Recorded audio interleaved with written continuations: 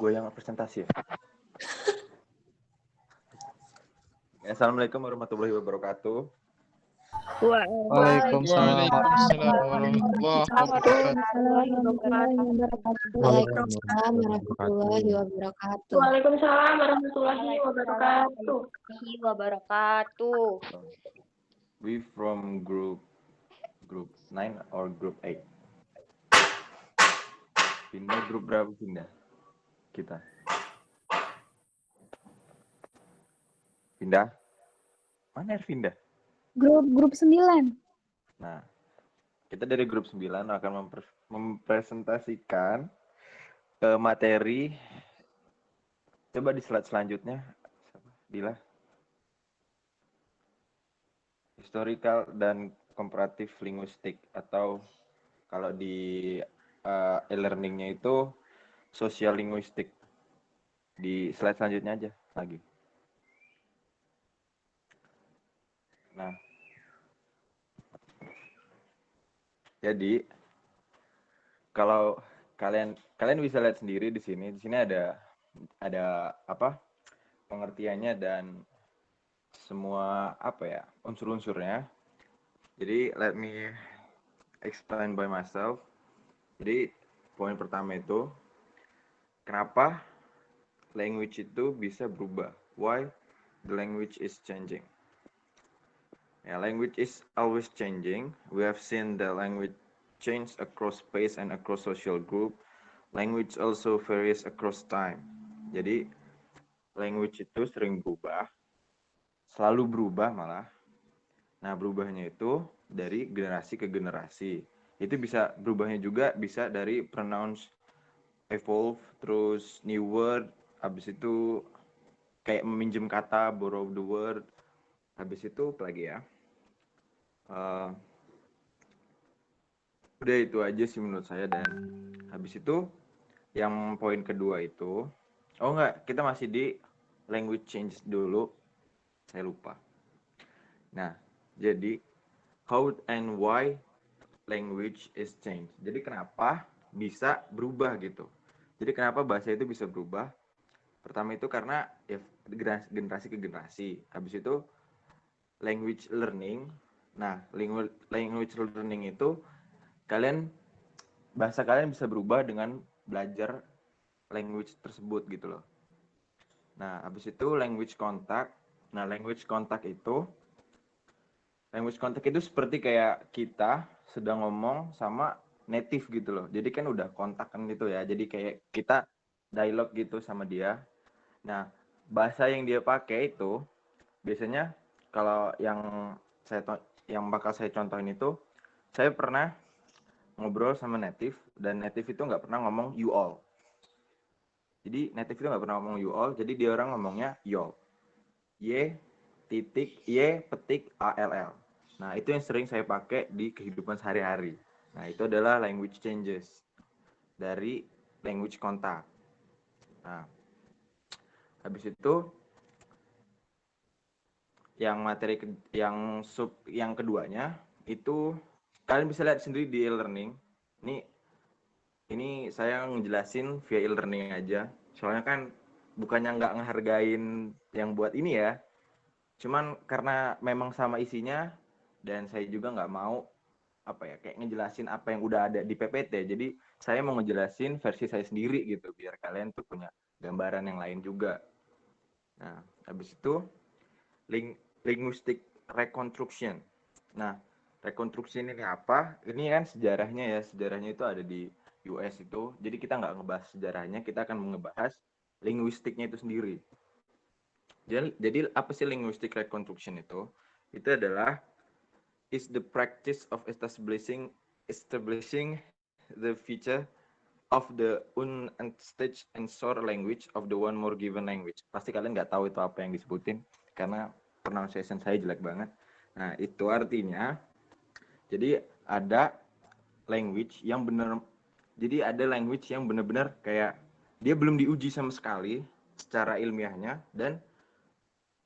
dan the more given language itu, dan ada banyak bahasa yang belum diuji. Jadi reconstruction itu di sini dia bahasa yang belum diuji sama sekali atau bahasa yang dulu-dulunya itu loh. Dan reconstruction ini ada dua jenisnya, adalah internal sama komparatif. Nah, jadi nanti kalian tanya aja apa itu internal, apa itu komparatif.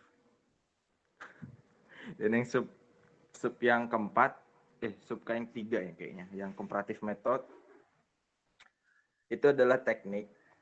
Komparatif method itu dalam linguistik adalah teknik untuk mengembangkan bahasa melalui fitur-fiturnya, maksudnya apa ya, kelebihan-kelebihannya. Jadi kalian tuh mengcompare bahasa dari fitur-fiturnya, dari kelebihan-kelebihannya gitu. Nah, for example, saya bakal ngambil yang kayak contohnya itu Indonesia dan English aja lah ya.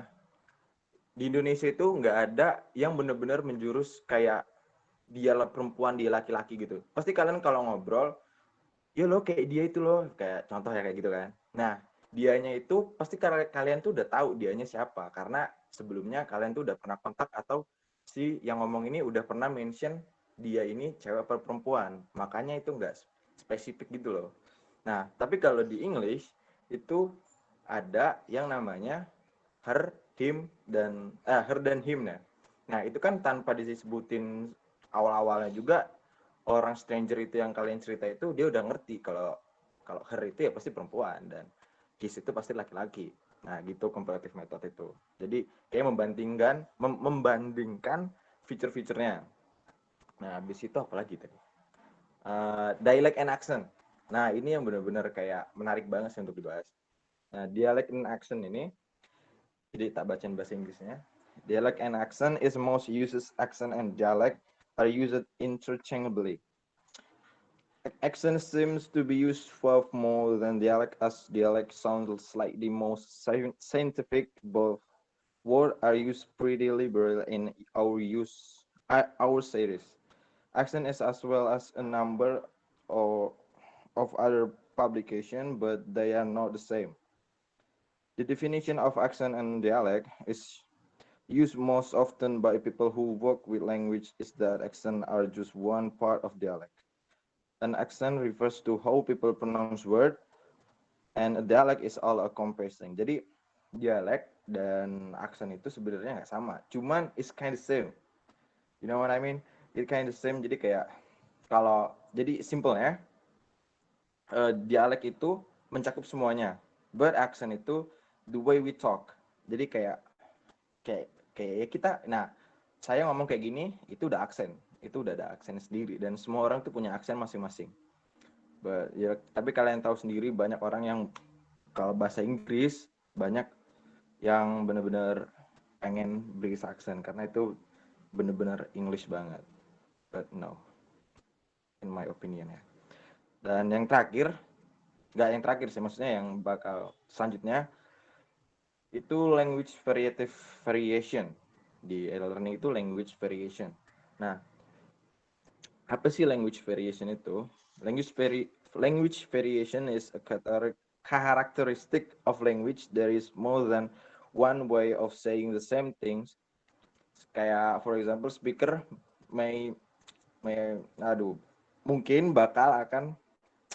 mungkin bilang pronunciation itu an accent dan word itu lexion, and morphology and syntax itu biasanya disebut grammar. Nah, itu language variasi itu karakteristik dari bahasa tersebut. Nah, itu definisi simpelnya. Nah, terus apa contohnya? For example, language variation itu seperti kayak kalau di Indonesia itu seperti Jawa itu loh. Kan Jawa itu ada yang halus kasar ya. Jadi orang Jawa siapa di sini? Bisa halus kasar itu apa sih? Yang halus itu apa, yang kasar itu apa? Jawa apa? Tolong ada nggak yang orang Jawa banget gitu? Bisa open mic-nya? Yang Jawa halus itu biasanya Jawa Tengah. Nah, gitu. Nah, gitu pokoknya kalian bisa ngerti lah pokoknya. Ngerti language variation itu karakteristik dari language tersebut. Ya kalau di luar sana, kalau di Indonesia kan kayak Jawa halus, Jawa kasar, kromo apa ya kromo? Nggak tahu. Pokoknya Jawa Jawa halus, Jawa kasar, terus mungkin ada Lampung Kromo. kasar, Lampung halus mungkin ada. Dan kalau yang di luar sana itu ada Southern English sama Boston English. Terus habis itu social varieties itu kayak tadi kayak tadi itu yang Jawa harus kasar. Kalau di Spanish itu sama di English itu ada yang upper class, middle class sampai lower nggak ada lower class, upper sama middle class aja. Terus kalau di English itu ada middle class, standard class sama upper class. Biasanya upper class itu dipakai yang benar-benar grammarnya bagus yang untuk orang-orang yang di istana. Jadi kalian bedain ya English sama Amerika itu is kinda different.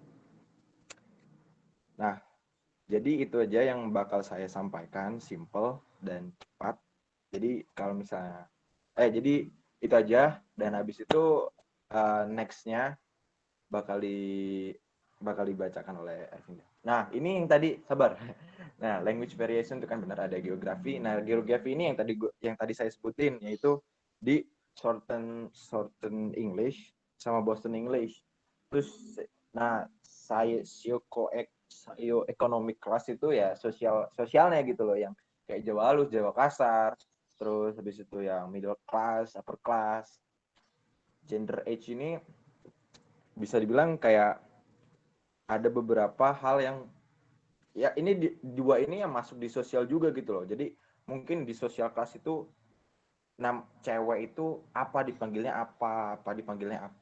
Aduh, saya nggak ngecun banget soal Jawa ya. Kayaknya ada gitu. Kalau wedo itu di kasar bukan sih? Apa di alus?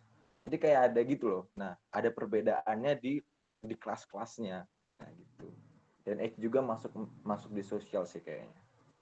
Nah, itu aja. Terus selanjutnya Ervinda, tolong dilanjutkan. Sampai sini ada yang paham belum? Untuk Udah ada yang materi paham belum? selanjutnya, Sabar dulu. Ada yang udah paham belum?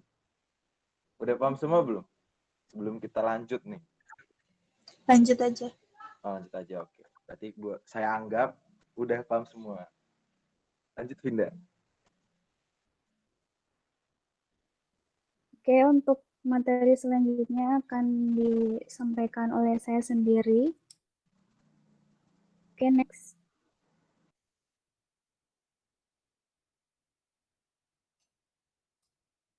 Next, Dila. Oke.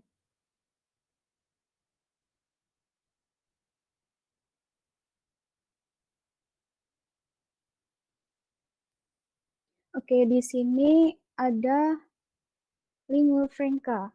Jadi, lingua franca ini adalah bahasa yang digunakan untuk berkomunikasi antar orang-orang yang berasal dari berbagai latar belakang bahasa yang berbeda.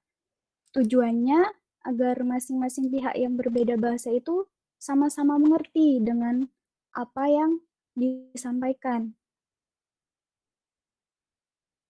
Oke, next.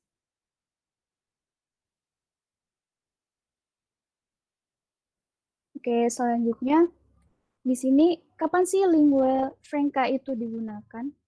Kita ambil contoh misalnya lingua franca ini digunakan saat perdagangan internasional. Dalam perdagangan internasional itu kan pasti dari berbagai daerah. Maksudnya dari berbagai negara. Dan juga pastikan berbagai bahasa pula. Belum tentu kan kita bisa menguasai bahasa mereka semua. Jadi, untuk memperlancar komunikasi saat perdagangan internasional tersebut, kita memakai lingua franca ini atau bahasa yang sudah disetujui untuk digunakan saat proses perdagangan tersebut. Contohnya bahasa Inggris. Karena bahasa Inggris sudah disetujui, maka masing-masing negara harus menggunakan bahasa Inggris untuk berkomunikasi agar masing-masing pihak yang berbeda bahasa itu sama-sama mengerti dengan apa yang disampaikan. Begitu. Oke, selanjutnya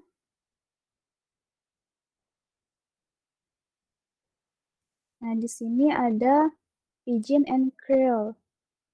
Kalau pidgin itu adalah pencampuran dua bahasa atau lebih yang bisa dimengerti dalam kelompok atau organisasi tertentu. Misalnya, misalnya nih, ada dua orang teman, yang satu orang Indonesia, yang satu orang Inggris. Karena mereka udah lama berteman, jadi bahasa Indonesia dan Inggris mereka ini terbawa atau bercampur dalam percakapan mereka. Nah, orang Indonesia tersebut bisa memahami beberapa kata bahasa Inggris yang diucapkan orang Inggris, akan tetapi tidak bisa menguasai semua bahasa Inggris tersebut. Demikian pula sebaliknya. Sedangkan kalau Creole ini adalah variasi bahasa yang dikembangkan dari sebuah pidgin. Jika dalam pidgin kan hanya kelompok atau organisasi tertentu saja, maka Creole ini adalah penggabungan beberapa bahasa dan kemudian menimbulkan bahasa baru dalam masyarakat untuk generasi selanjutnya. Creole ini dipelajari oleh anak-anak sebagaimana bahasa pertama mereka dan digunakan untuk berkomunikasi. Misalnya, ada seorang bule Amerika dengan bahasa Inggrisnya menikah dengan orang Indonesia dengan bahasa Indonesia, maka anaknya akan mendapat dua bahasa sekaligus dalam berkomunikasi sehari-harinya. Jadi secara tidak sadar, setelah bertahun-tahun dan beranjak dewasa, tercampurlah dua bahasa dari ayah dan ibunya, sehingga menampilkan bahasa baru. Gitu. Oke, selanjutnya. Oke, untuk perbedaan Pidgin dan Creole ini bisa dilihat kalau bahasa Pidgin itu bahasanya yang sederhana, berkembang dalam situasi di mana pembicara bukan sebagai penutur aslinya. Sedangkan kalau Creole adalah bahasa yang kompleks atau luas yang membutuhkan penutur aslinya dan merupakan bahasa ibu atau bahasa pertama yang dipelajari oleh anak-anak untuk berkomunikasi.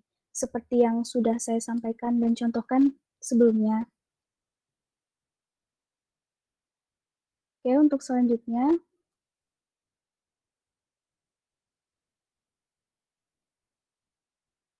nah ada style, slang, and jargon. Kalau styles itu adalah gaya ragam bahasa yang spesifik untuk situasi tertentu. Misalnya, saat berbicara dengan teman sebaya dalam kehidupan sehari-hari. Gaya bicara yang digunakan itu kan lebih santai dan tidak formal. Berbeda dengan misalnya berbicara dengan orang yang lebih tua, menggunakan gaya bahasa yang sopan dan santun. Kemudian slang. Slang itu bisa dikatakan bahasa gaul atau bahasa informal. Biasanya banyak digunakan oleh kaum remaja atau kelompok sosial tertentu dan sering digunakan dalam percakapan sehari-hari. Misalnya kalau di Indonesia itu kayak kata kepo. Kepo itu yang artinya rasa ingin tahu, atau lebay yang artinya berlebih-lebihan gitu. Jadi itu yang dinamakan slang. Kemudian jargon. Jargon ini sekumpulan kata yang unik untuk profesi, perdagangan, atau pekerjaan tertentu.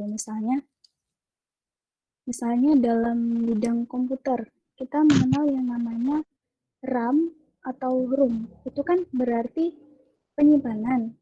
Nah, jadi jargon ini istilah untuk bahasa khusus atau teknis yang hanya dipahami oleh mereka yang menjadi anggota profesi atau kelompok tersebut. Oke. Kemudian selanjutnya, language and gender. Di sini yang pertama ada minimal response atau respon minimal. Itu adalah salah satu perbedaan antara perilaku komunikatif laki-laki dan perempuan. Jadi gender di sini itu artinya antara laki-laki dan perempuan. Oke, kalau misalnya respon minimal itu, kalau perempuan itu kan sering merespon saat melakukan percakapan, misalnya mengatakan iya atau mengangguk atau uh, dan lain-lain. Kalau laki-laki itu kan cenderung uh, lebih sedikit atau jarang merespon dalam sebuah percakapan. Kemudian yang kedua itu ada questions atau pertanyaan. Jadi laki-laki dan perempuan dalam penggunaan pertanyaan dalam percakapan. Misalnya kalau laki-laki itu kan langsung to the point atau ke inti percakapannya. Sedangkan kalau perempuan kan biasanya tidak langsung to the point, diselingi oleh pembicaraan-pembicaraan lain sebelum ke intinya. Lalu ada yang ketiga itu mengambil giliran dalam percakapan, turn and taking.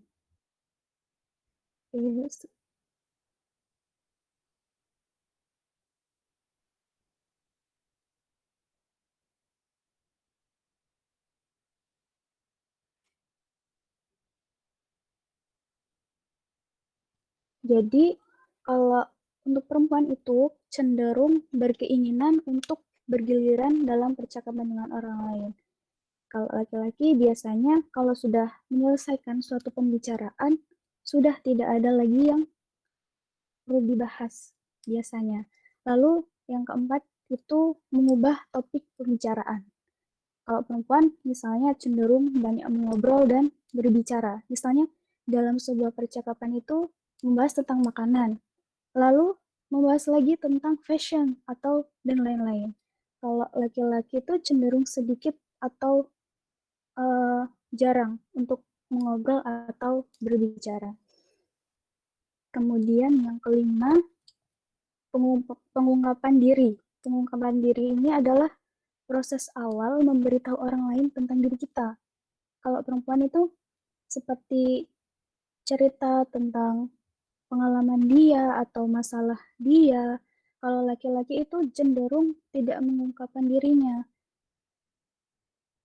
Lalu agresi yang keenam itu ada agresi verbal, yaitu suatu bentuk perilaku yang diungkapkan untuk menyakiti orang lain, seperti mengejek, memfitnah, mengancam, dan lain-lain. Lalu yang terakhir itu ada kesopanan. Jadi kesopanan itu adalah hal yang sangat penting bagi penutur bahasa. Dan pada sebuah pembicaraan lah tingkat kesopanan kita juga dinilai selain dari tindakan yang dilakukan. Misalnya saat berbicara dengan orang yang lebih tua dari kita itu menggunakan kesopanan atau attitude. Kemudian selanjutnya, oke, next slide.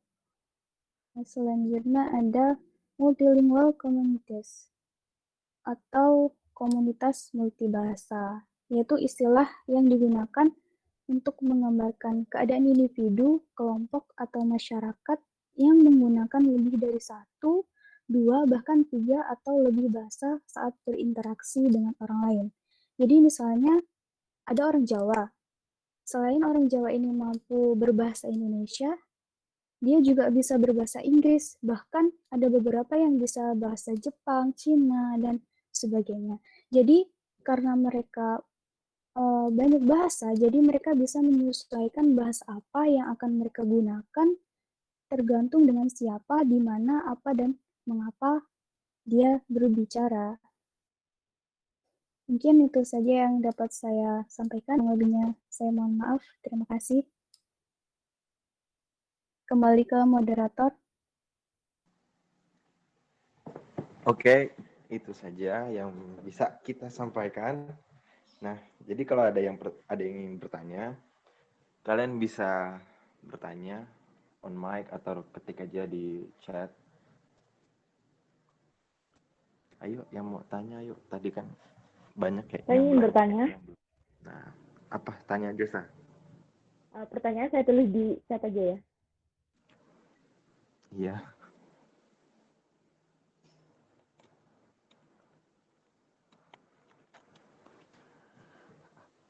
Apa pertanyaannya?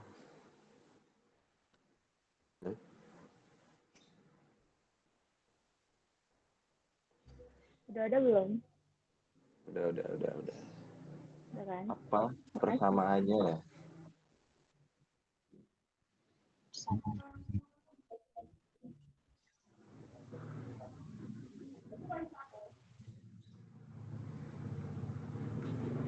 Ini persamaannya kan? Ya, persamaan sama perbedaannya. Oke. Ada lagi.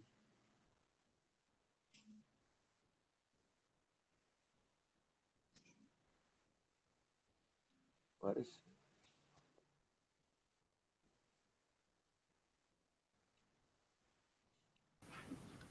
Aku juga mau nanya. Masih boleh kan? Boleh dong. Tulis di chat aja ya. Oke.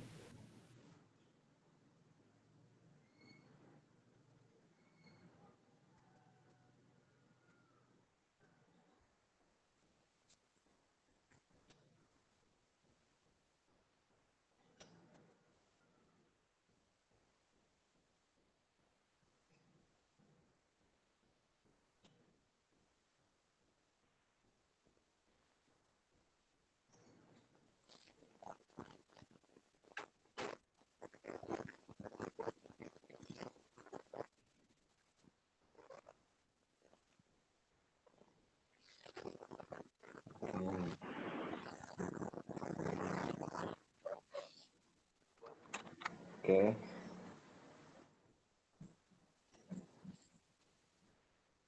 Okay, let me answer the exact question. So, what are the similar and differences between language ideologies and attitudes? And how can these two concepts be differential from each other?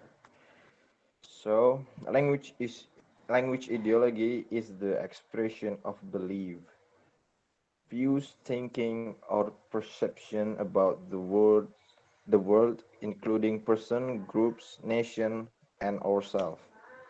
Jadi ini ekspresi apa ya, ideologi itu kepercayaan, ekspresi dari kepercayaan kita yang sudut pandang kita dan sudut apa pola pikir kita dan semua perception kita itu loh. About the world including the person, group, nation, and ourselves. Dan kalau yang attitude is basically a psychological concept. It has to be with the way we react towards things or even in life, or which is a persona expresses or hundred ideology. Both concepts are related because attitude may be an expression of ideology when the speech act we verbalize as consequence of our attitude towards some social event or practices in the center.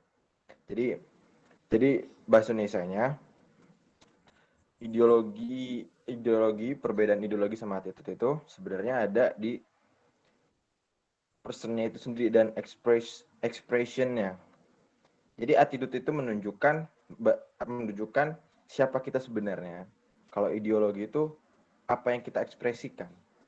Jadi sampai di sini Esa mengerti tidak? Atau ada yang main ditambahin lagi? Apa yang ditanyain lagi? Ada contoh katanya nggak tentang ideologi sama attitude ini, atau cuma dari apa ya, dari bahasa tubuh orang itu sendiri, atau kayak mana? Nah, bagus sekali. Jadi ideologi dan attitude itu sebenarnya itu bisa dilihat dari saya yang ngomong sekarang nih. Nah, gaya ngomong saya kayak itu kalau bahasa kita itu yang saya tangkap nih ya. Ideologi dan attitude itu gaya kita berbicara.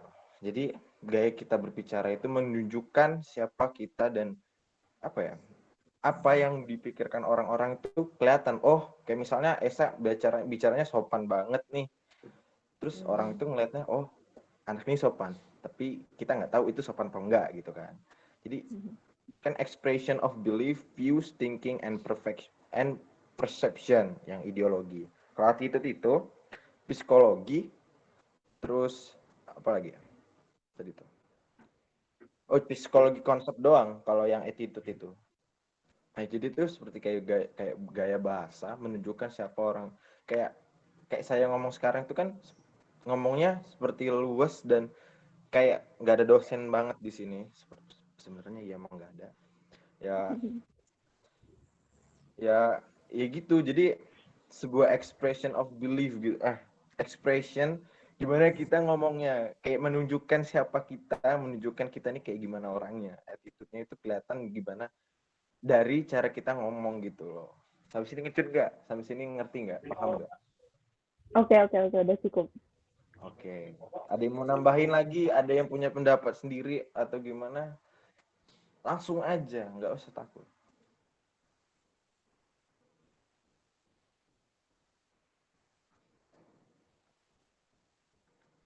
Oke, jadi nggak ada lagi ya? Ya kalau misalnya ada ya kalian ngomong aja nggak apa-apa. Ernita tadi nanya ya kan? Tadi saudari Ervinda menjelaskan kalau Creole adalah bahasa yang dikembangkan dari sebuah pidgin. Lalu bagaimana proses perubahan bahasa pidgin ke bahasa Creole itu? Oh, it's kind of hard. Oke, izin menjawab pertanyaan saudari Ernita. Bagus, silahkan. Oke. Dari yang saya baca, jadi kalau pidgin itu kan dia itu bukan penutur aslinya, jadi bahasanya itu bercampur-campur dan tidak terstruktur, begitu. Jadi contohnya gini, saya memasak nasi. Nah, memasak nasi kalau Creole-nya itu kan I cook rice. Tapi di pidgin karena banyak kata-kata yang belum tepat, jadi dia mengatakannya me cook rice. Bukan I cook rice, tapi me cook rice. Nah, begitu contohnya. Bagaimana saudari Ernita? Bisa dipahami?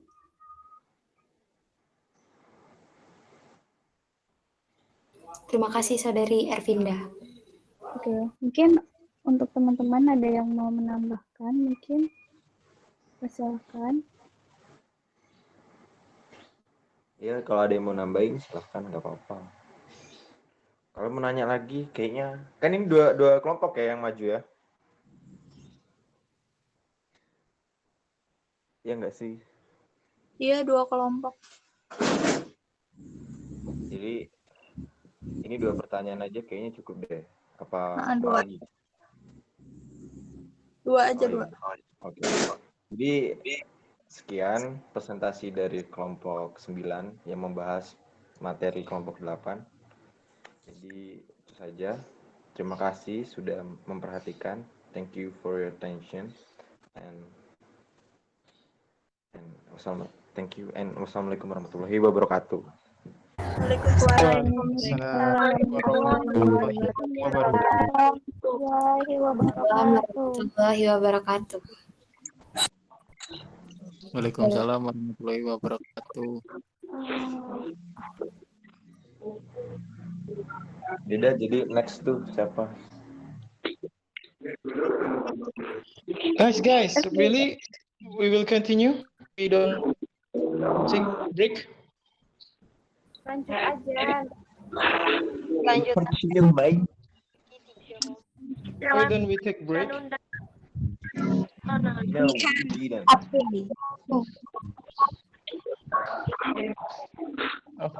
So, Lucky, you want to talk with me with English fully, mate? Yeah, I can hear your voice very clearly. So, do the accent of British, mate. Oh, that was interesting. Lanjut. Let's skip this Ayo. shit, man. Ya. Langsung. Yang tadi bagian gue cut aja. Langsung aja. Tungguin di kamar mandi bentar ya. Siapa? Lagi apa, Yen? Bentar aja. Nyetor. Bentar aja, bentar. Oh my god, damn god. Oke. Binta kok nggak nanya, Binta? Tumben. Gue pengen nanya cuman waktunya biarin aja lah. Time out. Ini di-cut nggak, Dit? Nggak usah, biarin aja. Masih record ya? Itu kalau misalnya UIN ya, UIN akun YouTube kita itu, misalnya semua dosen ngeliat akun kita, ngeliat video kita full dari awal sampai habis, itu watching time-nya pasti agak penuh. Kalian tahu nggak syarat biar YouTube itu bisa jadi duit? Syaratnya? Nah, syaratnya Ada itu kan 1.000 follower kan? 4.000. nggak gitu. Jadi syaratnya itu biar bisa dapat AdSense itu 1.000 subscriber sama 4.000 watching time. Nah, jadi kalau misalnya semua dosen UIN yang ngajar kita terus minta record upload YouTube, itu kan satu videonya itu kan 20 menitan ya rata-rata ya. Dan itu kalau misalnya satu dosen lihat, kita siapa sih yang diupload ke YouTube? Satria sama Linguistik sama Ridi. Pak Rido ya. Iya. Itu linguistik itu aja rata-rata lebih dari 30 menit. Lebih dari 20 menit gitu. Dan itu udah ada video berapa video ya? Ada 5 apa berapa? Udah ada 7. Nah, itu kalau dia nonton, itu watching time-nya udah agak ngisi lah. Mungkin udah ada 100 watching time. Dan kalau semua dosen yang ada di UIN nontonin yang di YouTube kita, itu YouTube-nya kayaknya udah bisa dibuat. Tinggal nyari 1.000 subscriber aja. Tinggal nyari 1.000 subscriber aja. Udah habis itu udah ya gitu. Terus nanti nama YouTube-nya berubah jadi Aditya Davansyah. Aku udah kembali, guys. Yaudah, langsung. Rifki. Rifki mana? Oh, ini. Apa? Mulai langsung nggak? Papi. Siapa nanti dulu sabar. Dila mana Dila? Non. Ini apa? PPT-nya ya, PPT kelompok. Berapa kamu orang? Dit? 9 ya? PT kelompok 9, bentar. Oke. Ada Ernita kayak anak kecil kambing. Gue bisa mantui. Mana lagi? Kirain Nita mah beneran di rumahnya, mau tanya belakangnya beli di mana. Berhasil ketipu dia. Terus dia gerak ternyata hilang belakangnya. Sumpah beneran mau tanya, itu rak-raknya beli di mana? Di Shopee ada. Shopee. Ya. Yang bagus Shopee-nya mah juga. punyanya Noni, tahu real belakangnya itu. Apa? Rumahnya bagus banget. Siapa? Sama Noni. Iya. Noni nggak on cam. Kok kamu orang di sini nggak kelihatan ya on cam? Cuman Kak Binta yang muncul. Emang nggak on? Gua Aku on- naked, boy. Makanya males on cam. On cam. Dia Oh, siapa yang on cam terus ngomong kalau kelihatan. Tapi kalau nggak kelihatan. Yuk, Rizky. Ini siapa? Oh, Rizka atau kambing. Gue kira orang lain. Berubah deh. Apa? Mana sih Rizky? Kenapa Rizky? Kaget gue. Pakai mukena ya? Pakai jaket. Anak hits itu loh. Pakai Pakai renda, jilbab renda itu ya. Weh, Rizka nggak pakai mukena lagi. Aromanya nggak juga kayaknya. Yuk, Rizky.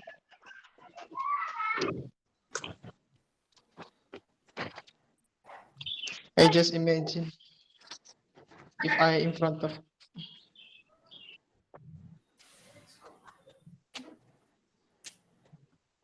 Assalamualaikum Gue warahmatullahi kompak banget nih wabarakatuh. pada A semua gila. Waalaikumsalam Waalaikumsalam warahmatullahi wabarakatuh. Warahmatullahi wabarakatuh. Kami dari kelompok 11 Ulang, guys. akan mempresentasikan materi dari kelompok 9, yaitu discourse analysis. Lanjut materi pertama akan dipresentasikan oleh Yeni Sulistia.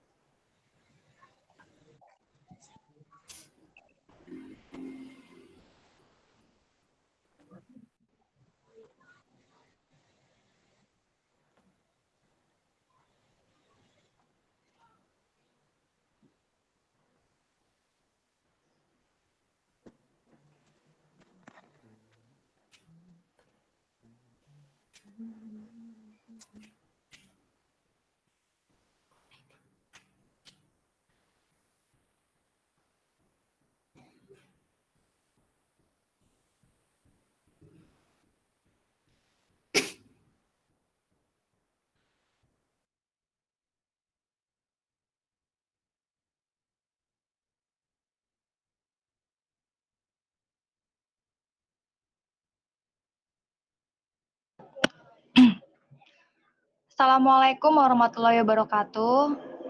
Saya Yeni Sulistiawati. Oke. Di sini saya akan menjelaskan materi tentang discourse analysis. Oke, next slide.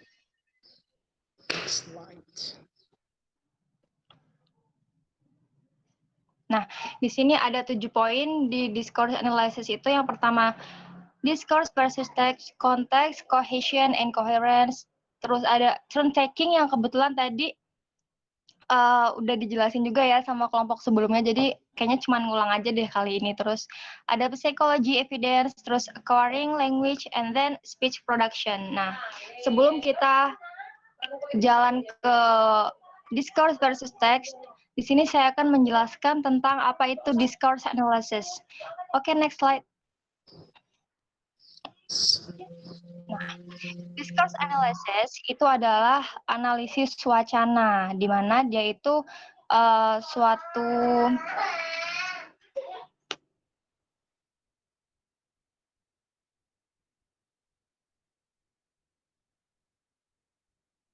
Come on, baby. Cup cup.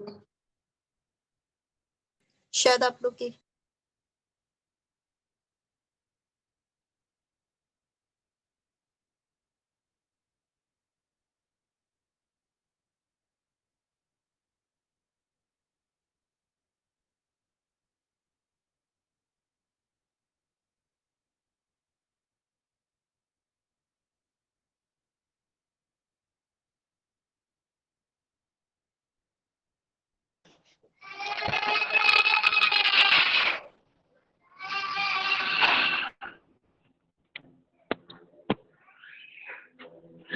Oke, kita lanjutkan. Jadi analisis wacana itu adalah suatu metode pembelajaran bahasa secara alamiah. Suatu pembelajaran bahasa secara alamiah, baik tertulis maupun lisan, yang ada kaitannya dengan sosial konteks. Nah,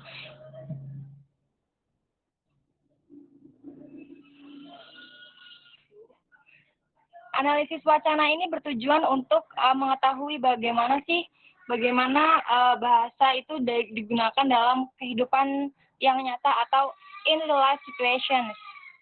Nah, jadi analisis wacana ini adalah salah satu cara untuk mengkaji wacana yang ada atau terkandung dalam pesan-pesan komunikasi, baik itu secara tekstual maupun kontekstual. Nah, dan data yang digunakan dalam analisis wacana itu sendiri dengan cara menilai kepada pengkonstruksian secara kewacanaan yang termasuk teks tulis yang berupa ragam tulisan atau teks lisan yang berupa tuturan, di mana analisis wacana berkenaan dengan isi pesan komunikasi berupa teks pidato, terus habis itu naskah, transkrip sidang, buku, novel, terus artikel surat kabar dan lain sebagainya. Dan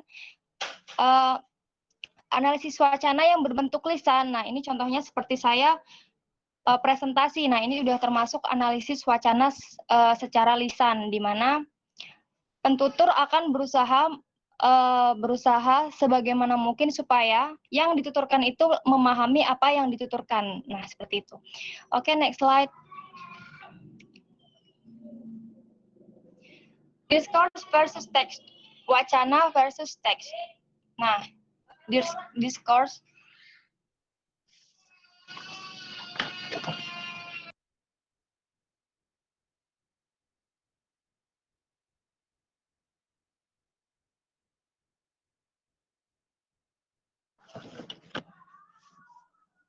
Discourse, wacana itu dipandang sebagai suatu proses, dan teks itu dipandang sebagai suatu bukti fisiknya.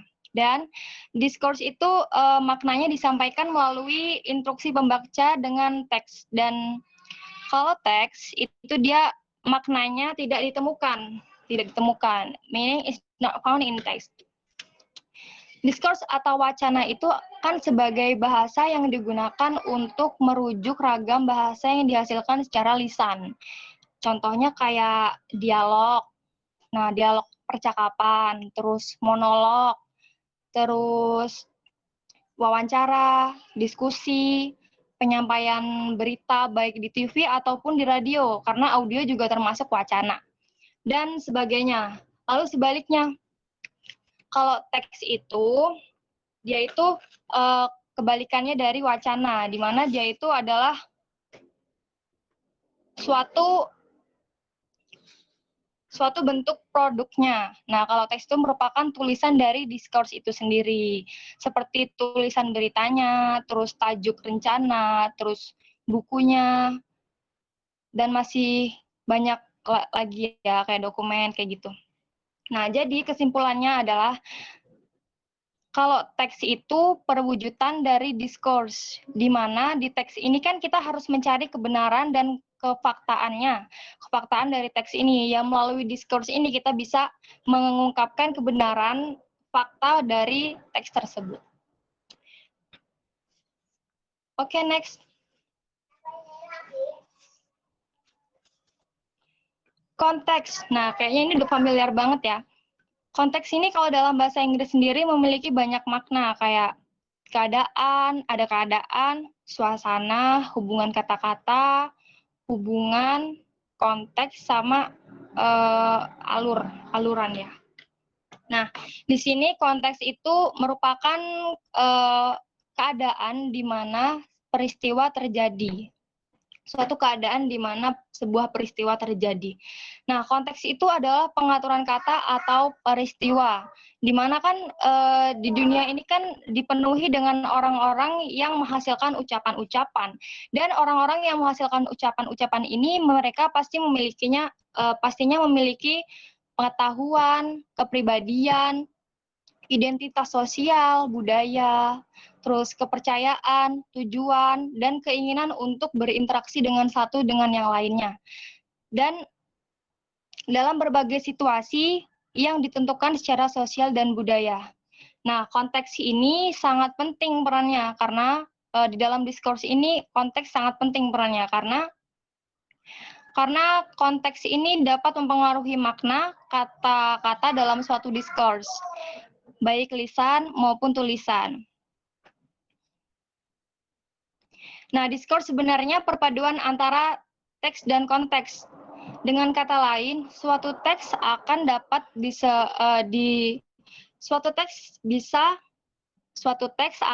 disebut sebagai sebuah discourse apabila ada konteks di dalamnya.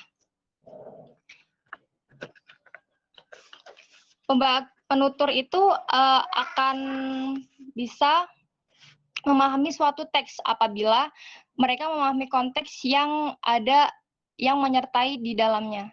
Nah, konteks ini terbagi menjadi 3 jenis. Yang pertama adalah situational context, yaitu pengetahuan penutur yang dilandasi oleh segala sesuatu yang mereka lihat di sekitarnya. Dengan kata lain, keadaan situasi fisik secara visual mengenai tempat interaksi antara penutur dan yang dituturkan itu terjadi. Lalu yang kedua, background knowledge context. Nah, yaitu pengetahuan penutur tentang interlokutor dan tentang dunia. Interlokutor itu apa sih? Interlokutor itu adalah teman bicaranya atau yang dituturkannya gitu ya. Nah, konteks pengetahuan dasar ini terdiri atas pengetahuan budaya dan pengetahuan interpersonal itu sendiri. Jika interlokutor berasal dari kelompok yang sama nih dengan petutur tadi, nah, pasti mereka akan mengasumsikan pengetahuan yang sama secara normal tentang segala sesuatu yang mereka ketahui. Nah, untuk berbagi konteks pengetahuan itu dibutuhkan interaksi verbal. Terus yang ketiga adalah contextual context atau yang biasa dikenal sebagai konteks. Nah, konteks ini merupakan pengetahuan penutur tentang apa yang telah dituturkannya. Oke, next. Cohesion and coherence. Apa sih kaitannya cohesion dan coherence dalam discourse ini? Nah, jadi cohesion dan coherence ini merupakan keutuhan wacana di mana cohesion itu mengacu pada konektivitas dalam teks. Dan coherence itu merujuk pada mudahnya untuk memahami sebuah tulisan. Suatu wacana itu harus memiliki coherence and cohesion. Karena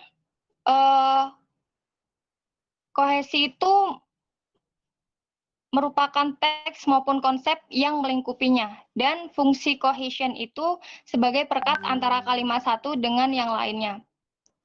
Cohesion and coherence itu merupakan syarat utama kewacanaan. Keduanya merupakan konsep kepaduan. Jadi cohesion itu adalah keterpaduan bentuk, sedangkan coherence itu adalah keterpaduan makna. Itu saja yang dapat saya sampaikan. Saya kembalikan kepada moderator. Oke, terima kasih Saudara Yeni. Dan saya akan melanjutkan materi selanjutnya. Turn taking. Turn taking adalah jenis organisasi dalam percakapan dan wacana di mana peserta berbicara satu persatu secara bergiliran.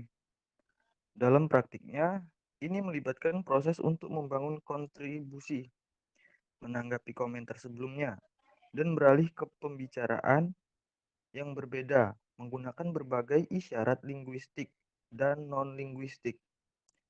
Meskipun strukturnya umumnya universal, yaitu pembicaraan yang tumpang tindih. Dalam banyak konteks, percakapan berubah menjadi sarana yang berharga untuk berpartisipasi dalam kehidupan sosial dan telah menjadi sasaran persaingan. Oke, selanjutnya.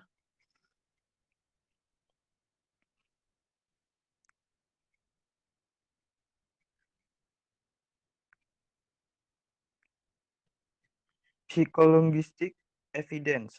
Psikologistik atau psikologi bahasa adalah ilmu yang mempelajari ketertarikan antara faktor kebahasaan dan aspek psikologis.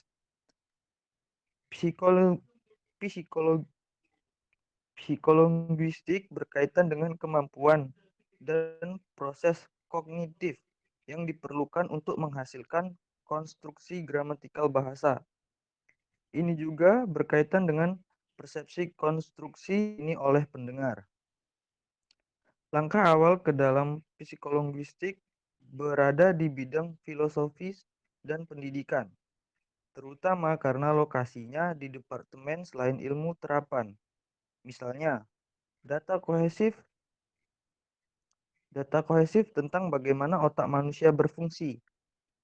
Penelitian modern menggunakan biologi, ilmu saraf, ilmu kognitif, linguistik, dan ilmu informasi untuk mempelajari bagaimana pikiran otak memproses bahasa. Dan kurang dari itu proses ilmu sosial, perkembangan manusia, teori komunikasi, dan perkembangan bayi. Selanjutnya, Acquiring language. Acquiring language adalah proses manusia mendapatkan kemampuan untuk menangkap, menghasilkan, dan menggunakan kata untuk pemahaman dan komunikasi. Kapasitas ini melibatkan berbagai kemampuan seperti sintaksis, fonetik, dan kosakata yang luas. Bahasa yang diperoleh bisa berupa vokal seperti pada bahasa lisan atau manual, seperti pada bahasa isyarat. Pemerolehan bahasa biasanya merujuk pada pemerolehan bahasa pertama, yang mengkaji pemerolehan anak terhadap bahasa ibu. Mereka dan bukan memperoleh bahasa kedua yang mengkaji pemerolehan bahasa tambahan oleh anak-anak atau orang dewasa. Selanjutnya, speech production adalah proses di mana pikiran diterjemahkan ke dalam ucapan. Ini termasuk pemilihan kata, pengorganisasian bentuk tata bahasa yang relevan, dan kemudian artikulasi suara yang dihasilkan oleh sistem motorik menggunakan alat vokal. Produksi tuturan bisa terjadi secara spontan seperti ketika seseorang menciptakan kata-kata dari suatu percakapan. Reaktif seperti ketika mereka menamai gambar atau membacakan kata-kata tertulis, atau meniru seperti dalam pengulangan ucapan. Produksi ucapan tidak sama dengan produksi bahasa, karena bahasa juga dapat diproduksi secara manual oleh tanda. Dalam percakapan fasih biasanya orang mengucapkan kira-kira 4 suku kata, 10 atau 12 fonem, dan 2-3 kata dari kosakata mereka. Kesalahan dalam produksi ucapan relatif jarang terjadi, kecepatan sekitar 1 kali dalam 900 kata dalam ucapan spontan. Kata-kata yang biasanya diucapkan atau dipelajari di awal kehidupan atau dengan mudah dibayangkan lebih cepat diucapkan daripada kata-kata yang jarang diucapkan, dipelajari di kemudian hari atau abstrak. Biasanya dibuat dengan tekanan speech production biasanya dibuat dengan tekanan paru yang disediakan oleh paru-paru menghasilkan suara melalui fonasi, melalui glotis di laring yang kemudian dimodifikasi oleh saluran suara menjadi vokal dan konsonan yang berbeda. Namun produksi bicara dapat terjadi tanpa menggunakan paru-paru dan glotis dalam pidato alaring dengan menggunakan bagian atas saluran suara. Mungkin itu saja yang dapat saya sampaikan. Mungkin ada teman-teman yang kurang paham, silahkan bertanya.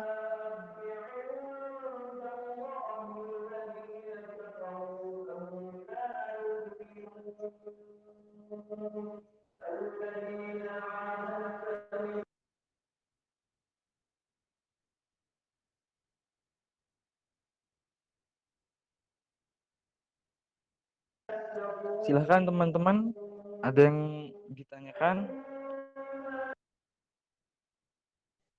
Saya ingin bertanya.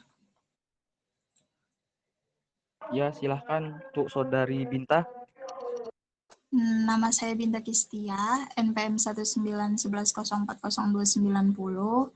Saya ingin bertanya kepada kelompok diskurs. Tadi Saudari menjelaskan tentang coherence dan kohesi. Itu biasanya ditemukan di teks atau paragraf. Kira-kira kalau misalkan dalam bentuk lisan, coherence dan kohesi itu digunakan pada saat apa aja?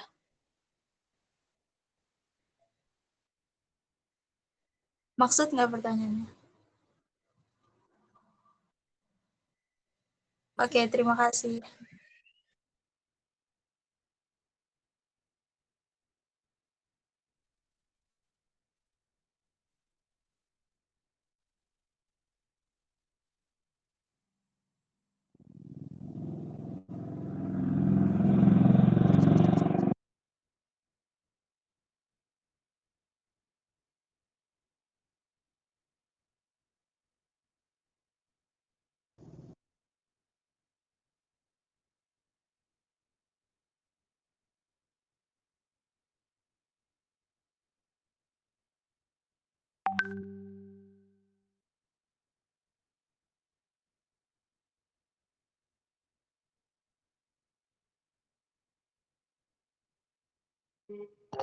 Ada yang mau bertanya lagi?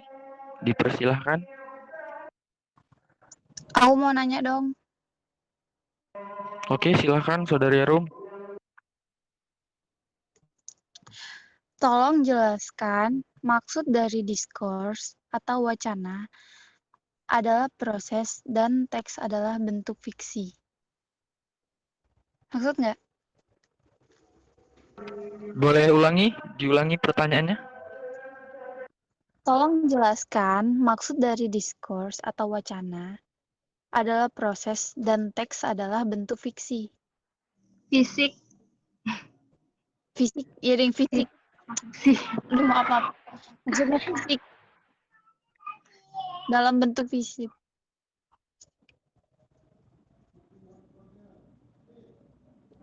Baik, berikan kami waktu sebentar untuk mendiskusikan jawaban kalian.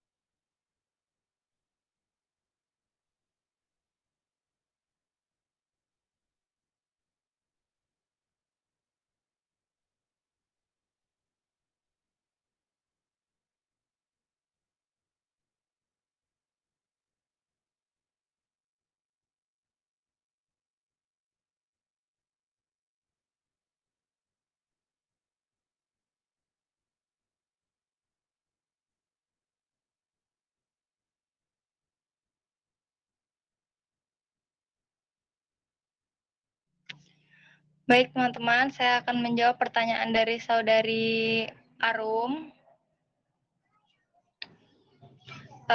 Jelaskan discourse adalah sebuah proses dan teks adalah sebuah bentuk fisiknya. Nah, jadi gini, kalau discourse itu adalah sebuah proses di mana ketika kita akan membuat sebuah tulisan, kayak misalnya berita nih. Berita itu kan kita awalnya nentuin tuh, nyiapin pertanyaan sama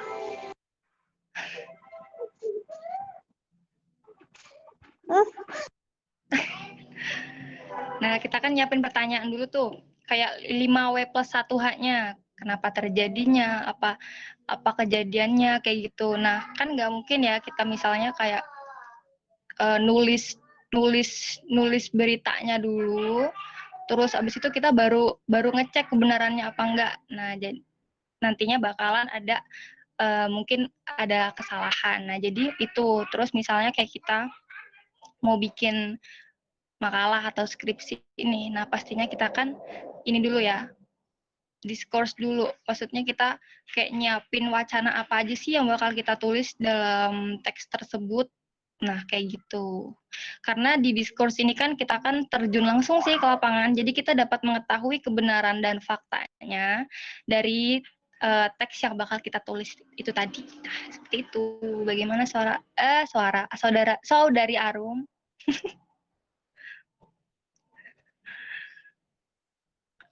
Arum. Oke, baik. Makasih. Sama.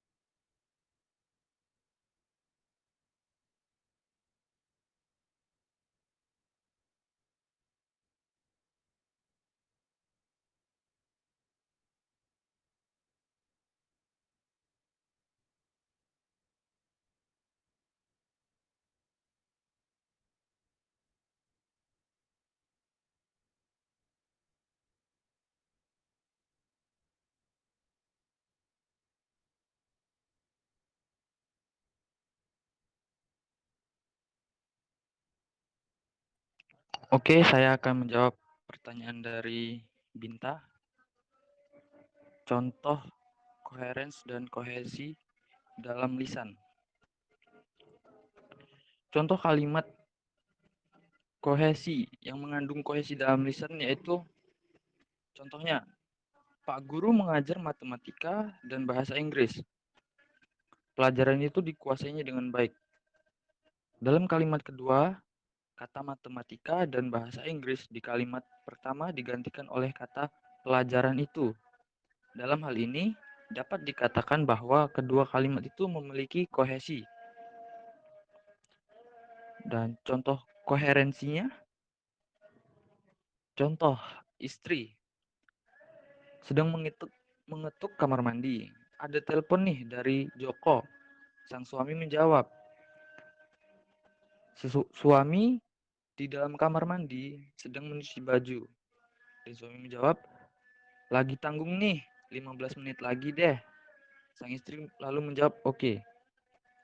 Dalam petikan dialog antara suami dan istri tersebut, tidak ada pemarkah kohesi yang digunakan. Namun, peserta komunikasi, yaitu suami dan istri, saling mengerti. Kita pun sebagai pendengar atau pembaca kiranya memahami dialog tersebut, sehingga dialog tersebut merupakan wacana. Bagaimana, Saudari Binta? Jadi sebenarnya coherence dan kohesi itu bisa digunakan dalam kehidupan sehari-hari ya? Ya, bisa. Bisa asalkan dia itu kita sebagai yang melihatnya itu kita paham kayak gitu. Okay, Tanpa- okay, okay. I see. Get it. Rifki. Sama-sama. Ada yang mau bertanya lagi? Nggak ada yang mau nambahin gitu. Ada yang mau nambahin? No, maybe enough. That's very clearly. Lucky mau makan kayaknya. Buru-buru Lucky mau banget. nambahin, Lucky. Silakan Lucky. No, enough. Thank you. That was accurate. That was accurate answer, I think. Rifki tutup. Baiklah, mungkin sekian yang bisa kami sampaikan. Jika ada salahnya, kami mohon maaf. Sekian dari saya. Wassalamualaikum warahmatullahi wabarakatuh. Waalaikumsalam. Waalaikumsalam warahmatullahi